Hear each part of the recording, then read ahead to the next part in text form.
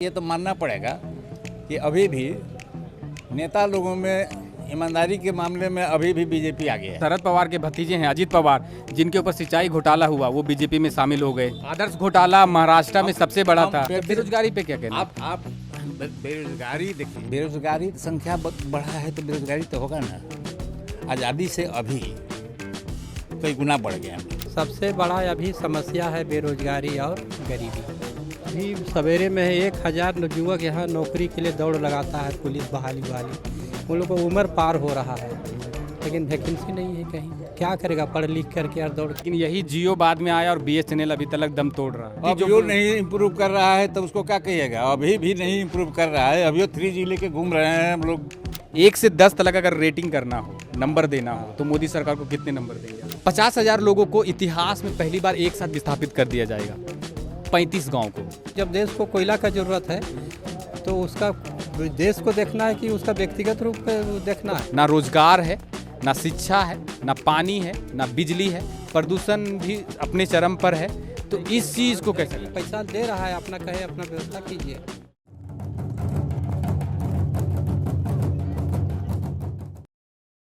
लोकसभा चुनाव का महापर्व अभी चल रहा है। इस वक्त हम हैं हजारीबाग जिले में और हजारीबाग लोकसभा है ये। यहाँ के 2 बार के सांसद रहे जयंत सिन्हा का टिकट काटकर बीजेपी ने मनीष जायसवाल को अपना प्रत्याशी बनाया है। सदर विधायक रहे हैं 2 टर्म के। जेपी पटेल पहले बीजेपी में थे, कम से कम 15 दिनों तक मनीष जायसवाल के साथ उनका प्रचार प्रसार किया। उसके बाद वो कांग्रेस में शामिल होते हैं और कांग्रेस अपना उम्मीदवार उनको घोषित करती है। तीसरे हैं जयराम महतो की पार्टी से, जेबी केसेस से संजय मेहता भी इस मैदान में हैं। बुजुर्ग लोग बैठे हैं और ज़्यादा चर्चाएं इनकी होती हैं, क्योंकि जो भी चीज़ें इर्द गिर्द जो भी घूमती हैं वो लास्ट में इन्हीं पर आकर ख़त्म होती है। अगर आप पेंशन की बात करें, आप रिजर्वेशन की बात करें या कुछ भी बात करें, तो इनके यहाँ पर आकर ख़त्म हो जाती है। तो हम इन्हीं से सवाल करते हैं कि कैसा रहा मोदी सरकार का 10 साल का कार्यकाल। किस हिसाब से देखते हैं आप मोदी सरकार का 10 साल का कार्यकाल? अभी जिस तरह से कैंपेनिंग कर रहे हैं, इस टाइम पे बीजेपी कह रही है कि हम हैट्रिक जरूर लगाएंगे और इस बार जो आंकड़ा उन्होंने एक स्लोगन दिया है, अब की बार 400 पार।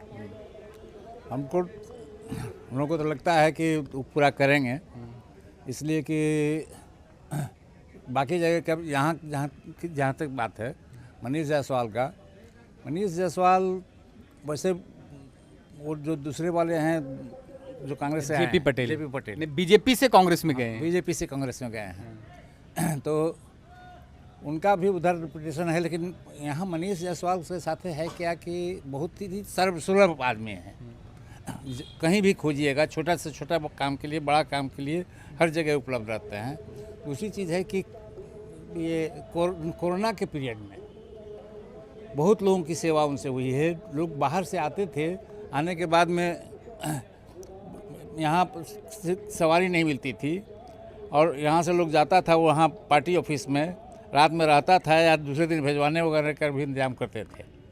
और पॉपुलर हैं, जब भी खोज लो, छोटा से छोटा काम से लेकर बड़ा से बड़ा काम तक खोजने पर वो हर जगह उपलब्ध रहता है। सिर्फ यही फैक्टर रहेगा? कोरोना काल एक ऐसा था जो एक मानवता के तौर पर सभी को करना चाहिए था। हमने भी किया था, हमसे जितना बना हमने किया, और भी लोगों से जितना बना उन्होंने किया, एक मानवता के आधार पर। लेकिन जिस तरह से ट्रेनों में भर भर कर लोग आए और जिस तरह से लोगों ने देखा वो हुजूम, तो क्या वो उस चीज़ को मायने रखता है कि आप यहाँ पे आए हैं तो उस चीज़ को आप देख रहे हैं? लेकिन जो लोग दिल्ली और मुंबई से जो पैदल चले थे, ट्रेन में लोग कट कर मर गए, पटरियों पर लोग चल रहे थे, ट्रेन में आने के लिए जगह नहीं थी, तो उस चीज़ को अगर आप उस चीज़ को आपने देखा? देखिए, उसमें बाहर से जो लोग आए उसमें सब लोग यहीं के नहीं थे। जिनको यहाँ तक का कम्युनिकेशन मिल पाया वो यहाँ आए और यहाँ से जाने की बात थी। जहाँ इस तरह के लोग वहाँ बस स्टैंड में फंसे हुए मिलते थे, हम लोगों जैसा आदमी, कोई भी आदमी रहता था तो कहता था चलिए जो मनीष जायसवाल के यहाँ। तो ऐसा नहीं है कि उसका कुछ उल्टा असर पड़े, उसका ज़्यादा बढ़िया इम्प्रेशन बना उनका, इसलिए कि वो रहने का इंतजाम किए, बाकी खाने पीने का इंतजाम किए, उसको जहाँ तक संभव हो सका वहाँ तक भिजवाने का भी इंतजाम। तो वोट में सिर्फ इसी का फैक्टर देखा जा रहा है कि और भी कुछ विकास का मुद्दा रहेगा? विकास का मुद्दा रहेगा, लेकिन अभी एक चीज़ है कि ये तो मानना पड़ेगा कि अभी भी नेता लोगों में ईमानदारी के मामले में अभी भी बीजेपी आगे है।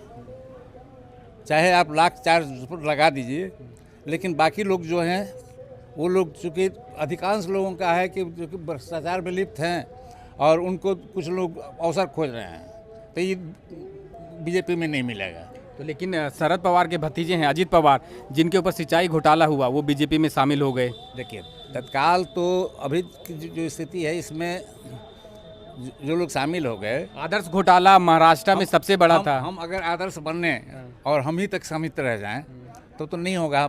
हमको तो संख्या अपना बढ़ाना पड़ेगा उसमें, चाहे जिस डर से अभी आप जिस बात कर रहे थे कि बीजेपी में सब बड़े नेता हैं, वो जो भ्रष्टाचारी नहीं, आपका कहने का मतलब ये था। अब बाकी जितने नेता हैं आ गए, वही हमारा एक दो नहीं, ऐसी फहरिस्त की बहुत सारी लिस्ट है। बिल्कुल। छगन भुजबल जो सदन घोटाला हुआ था, उनको बीजेपी ने शामिल कर लिया।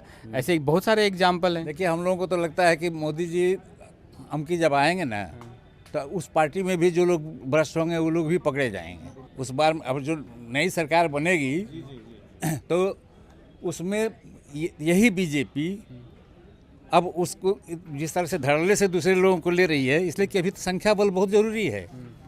अगर ये जो ख्वाब देख रहे हैं 370 प्लस, आप 400 प्लस, ये नहीं पुराइएगा तो उसके बाद मुक्त कीजिएगा किस आधार पर?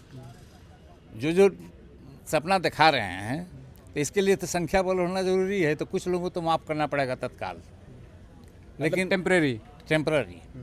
ये परमानेंटली उनको अभय, मतलब आपका कहने का मतलब है कि अभय किसी को नहीं मिला, अभय का वरदान किसी को नहीं मिला हुआ है। आपका कहने का मतलब ऐसा है कि जो लोग भ्रष्ट नेता जो बीजेपी में शामिल हुए हैं, उनके ऊपर ये 400 का आंकड़ा आने के बाद ईडी और सीबीआई की कार्रवाई होगी, होना चाहिए। हमको तो लगता है, हमको तो लगता है कि भाई वो छोड़ने वाले नहीं।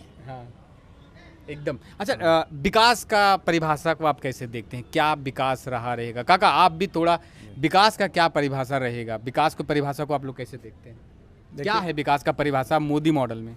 हम लोग सरकारी सेवा में रहे हैं और ब्लॉक की नौकरी किए हुए हैं। एक समय था, समय क्या था, ब्लॉक में हम जरूर रहे हैं, तो हर साल एक समय आता था एक बार कि हंगर डेथ का वेरिफिकेशन करने के लिए हम लोग दौड़ते थे जहाँ तहाँ। अगर हंगर से भी डेथ हुआ है तो हम लोग भी थोड़ा सरकार के डर से उसी हिसाब से रिपोर्टिंग करते थे। लेकिन सही बात यह है कि हरदम इस तरह कराता था।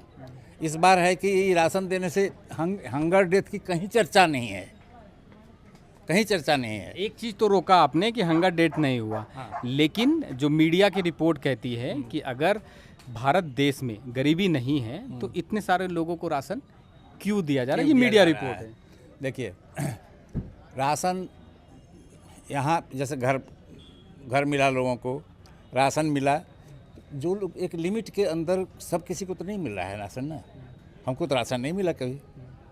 राशन उसी को मिला जिस जहाँ अप्रीहेंशन था कि अगर नहीं मिलेगा तो हो सकता है कि एक टाइम इसको खाना नहीं। गरीबी है, मानते हैं आप? गरीबी तो है, ये सभी तो है, ज़रूरतमंद लोग हैं।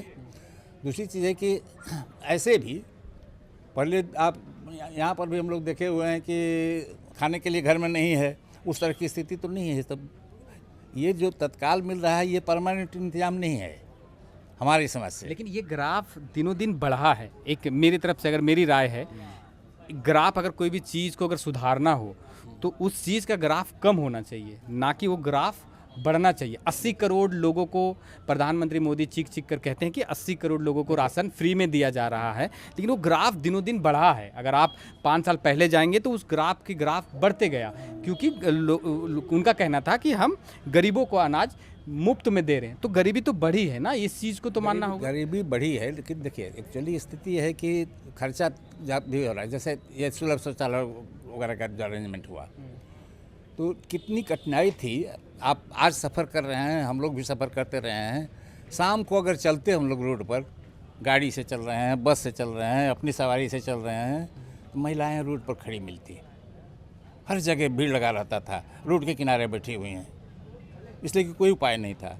आज कहीं नहीं देखिएगा आप, देहात में भी रोड पर पूरा रोड में लोग उसको सुलभ शौचालय बना के रखे हुआ था रोडवे को। आज कहीं आपको उस तरह का नज़र नहीं आएगा।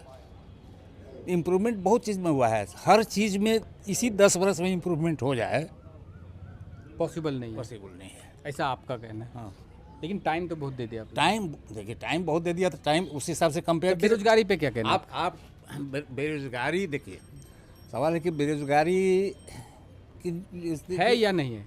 देखिए, बेरोजगारी संख्या बढ़ा है तो बेरोजगारी तो होगा ना। आज़ादी से अभी कई गुना बढ़ गए हम लोग। लेकिन यही जियो बाद में आया और BSNL अभी तक दम तोड़ रहा है। देखिए यही जियो पहले आया, बाद में आया और तरक्की कर रहा है, और BSNL दम तोड़ दिया। सर, कुछ प्राइवेट का जितना चीज़ है समीक्षा में का परफॉर्मेंस बेटर है, इसलिए कि BSNL में ऐसी क्या खास, BSNL में ऐसी क्या दिक्कत थी अब जो नहीं इम्प्रूव कर रहा है तो उसको क्या कहिएगा। अभी भी नहीं इम्प्रूव कर रहा है, अभी 3G लेके घूम रहे हैं हम लोग। स्पेक्ट्रम देना तो सरकार का काम है। स्पेक्ट्रम देना सरकार का काम है, आप काम करना तो आपका काम है ना। आप कुछ अपना, आपको कोई चिंता ही नहीं है। आप किसी तरह से नौकरी कर रहे हैं तो नौकरी ढूंढ रहे हैं आप। उसके बाद में आप काम ढंग से कीजिएगा तभी न इम्प्रूवमेंट नजर आएगा। सरकार के अधीन ही है ना वो BSNL। अधीन है तो हम नौकरी कर रहे हैं सरकार का, तो इसका मतलब सरकार के कंप्लीट रिप्रेजेंटेटिव हमको मत मानिए। ये तब मानिए जब हम एकदम ईमानदारी से अपना कर्तव्य निभा रहे हों। अच्छा, इस एक लास्ट आपसे हम सवाल करते हैं, 10 सालों में कार्यकाल को अगर आप मोदी सरकार का अगर आप देखते हैं, उसको 1 से 10 मतलब क्या रेटिंग देंगे आप अपने हिसाब से? 1 से 10 तक अगर रेटिंग करना हो, नंबर देना हो, तो मोदी सरकार को कितने नंबर देंगे आप? 9-10 के बीच में। क्या समझे, 1 से 9 या 1 से 10? नहीं, 9 पॉइंट कुछ, 9.999। हाँ, उतना तो नहीं होगा, लेकिन हाँ 9 तो ज़रूर है। देखिए, इंटेंशन भी देखिए, आप परफॉर्मेंस भी देखिए। इनके बातों से आप कितना सहमत रखते हैं? सहमत तो कुछ तो है और कुछ नहीं भी है। सबसे बड़ा अभी समस्या है बेरोजगारी और गरीबी, बस। बाकी रोड वगैरह तो विकास करबे किए हैं, बिजली का विकास से पानी का विकास हो ही रहा है, लेकिन बेरोजगारी बहुत बढ़ा हुआ है। अच्छा, एक हाँ, कि अभी सवेरे में 1000 युवक यहाँ नौकरी के लिए दौड़ लगाता है, पुलिस बहाली उन लोगों को उम्र पार हो रहा है, लेकिन वैकेंसी नहीं है कहीं। क्या करेगा पढ़ लिख करके और दौड़ के? तो आपका कहने का मतलब है कि ना राज्य सरकार में वैकेंसी है ना केंद्र सरकार में वैकेंसी? दोनों में नहीं है, दोनों में नहीं है। और कहीं कोशिश होता है तो किसी में फंस रहा है। अच्छा, एक चीज़, आपने NTPC का नाम सुना है? क्या है NTPC? ये तो सेंट्रल गवर्नमेंट का है। पकरी बरवाड़ी कोल खनन परियोजना उसका बड़का गांव में चल रहा है। आपने देखा है, सुना है कहीं पे कि क्या है स्थिति है वहाँ की? तो कंपनी को दे दिया है ना, वो लीज पर लेके अपना कोयला निकाल रहा है। लेकिन वहाँ के लोगों की क्या स्थिति है, आप कभी? हम तो गए नहीं, तो हम कैसे जाने वहाँ स्थिति क्या है? कोई समाचार में, न्यूज़ में, पेपर में? इतना जानकारी नहीं है सटीक, तो झूठ बोलने से क्या फायदा है? हम आपको थोड़ी सी एक जानकारी देते हैं, थोड़ी सी। अगर आप सहमत हो तो उस चीज़ को कहिएगा, नहीं तो आप नहीं कहिएगा, कोई दिक्कत नहीं। 50,000 लोगों को इतिहास में पहली बार एक साथ विस्थापित कर दिया जाएगा। 35 गाँव को, 35 गाँव है जो पूरा कृषि प्रधान गांव है, जहां से आपके यहाँ पे सब्जियां आती हैं। उसमें से गोंदलपुरा भी शामिल है, जो कि अडानी कोल खनन परियोजना से अडानी को आवंटन किया गया है। हरी भरी सब्जियां सालों भर पैदा होती हैं, धान, गेहूं, गन्ना सब पैदा होता है वहाँ पे। और कम से कम अगर आप पकरी बरवाड़ी कोल खनन परियोजना की बात करेंगे सिर्फ, तो वहाँ पे कम से कम 50,000 लोगों को विस्थापित किया जाएगा और जाना है। अभी वहाँ पर NTPC जितना काम यहाँ पे करती है सदर विधानसभा में, उतना 1 रुपये का भी काम वहाँ पे नहीं है। ना रोजगार है, ना शिक्षा है, ना पानी है, ना बिजली है, प्रदूषण भी अपने चरम पर है।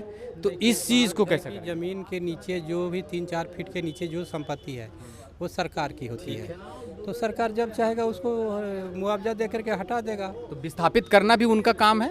विस्थापित तो हो ही जाना है, स्वाभाविक। जब देश को कोयला का ज़रूरत है तो उसका देश को देखना है कि उसका व्यक्तिगत रूप में देखना है। 50,000 लोगों की संख्या ज़्यादा होती है, उनको बसाना तो उनकी ज़िंदगी ख़त्म कर देनी चाहिए। उनकी ख़त्म कैसे? वो आप पैसा दे रहा है, अपना कहे अपना व्यवस्था कीजिए। पैसा दे रहे हैं। 2009 में सेंक्शन 9 वहाँ पे लगा। अगर एक एग्जाम्पल के तौर पर अगर हम समझते हैं, 2009 में 100 रुपये का रेट रखा गया था और वो मुआवजा कंपनी अभी दे रही है 2024 में। क्या सही है? रेट देना चाहिए जो अभी गवर्नमेंट रेट जब फिक्स किया है डिसमिल में, वो रेट वो हम लोग को अभी करंट रेट देना लेकिन चाहिए। नहीं देना चाहती है, ना सरकारें देना चाहती है, ना कंपनी देना चाहती है। नहीं देना तो उन लोग को मैंने परेशानी तो बढ़ेगा ही। तो वही चीज़ हम बोल रहे हैं। पैसा कम मिलेगा, कहीं ज़मीन खरीदने जाएंगे तो बेसी रेट में वो फिर लेना पड़ेगा, कहाँ से कर पाएगा। 5 किलोमीटर के अंतराल में अगर आप 5 किलोमीटर जाएंगे, वहाँ पे कंपनी दे रही है 20 लाख रुपये एकड़। अगर आप बड़का गाँव जाएंगे तो वहाँ आपको मिलेगा 20 लाख रुपये डिसमिल। इतना गैप है, क्योंकि कंपनी को फ़ायदा पहुंचाने के लिए 2009 में अभी भी ऐसे जगह पे ऐसे जगह पे सेक्शन 9 लगा दिया गया है जहां पर अभी कंपनी को उस चीज़ को 10 साल तक उपयोग नहीं है, फिर भी सेक्शन 9 लगा के छोड़ दिया गया। कि गवर्नमेंट का रेट जो रजिस्ट्री ऑफिस में है, हर गांव का रेट वहाँ फिक्स है, तो कंपनी वही रेट से देगा, पेमेंट करेगा। गवर्नमेंट नहीं कर रही है। गवर्नमेंट इसको बढ़ावे, कंपनी नहीं कर रही है। उसमें कोई दोष नहीं है, वो गवर्नमेंट का दोष है। तो वही तो बात कर रहे हैं, सेंट्रल गवर्नमेंट की ही बात कर रहे हैं। गवर्नमेंट या राज्य स्टेट का वो अपना रजिस्ट्री जो फीस है उसको बढ़ा दे तो उसका आदमी को पैसा बेसी मिलेगा। इस चीज़ को हमने जयंत सिन्हा जी से बात रखा था, उनका कहना था कि आपको हम केंद्र से कुछ नहीं कर सकते हैं, राज्य सरकार को अगर करना है तो करेगा, नहीं तो आप हमारी सरकार बना दीजिए राज्य में, फिर हम देखेंगे। हाँ ठीक है बोले। तो 5 साल रघुवर दास की सरकार रही, 5 साल के रघुवर दास सरकार रही कार्य उतना हमको उधर का जानकारी नहीं है, लेकिन अभी तो 6 महीना पहले ने सुधार किया है आपको फीस का, तो हर जहाँ 10,000 था वहाँ 15,000 चाहे 20,000 जो उदाहरण क्या चीज़ का? जमीन का गवर्नमेंट का जो रजिस्ट्री फीस है तो बढ़ा है, तो वही हिसाब से सबको पब्लिक को पैसा दे रहा है। कंपनी तो कानून से बाहर काम नहीं करेगा, राज्य सरकार बढ़ा दे जितना पैसा, कंपनी वही हिसाब से आज भी पेमेंट करेगा। तो इसमें आप किसको दोषी मानते हैं, राज्य सरकार या केंद्र सरकार? राज्य सरकार को चाहिए इस हस्तक्षेप करना, केंद्र सरकार का नहीं करना। केंद्र सरकार भी करना चाहिए, दोनों को करना चाहिए। चलिए।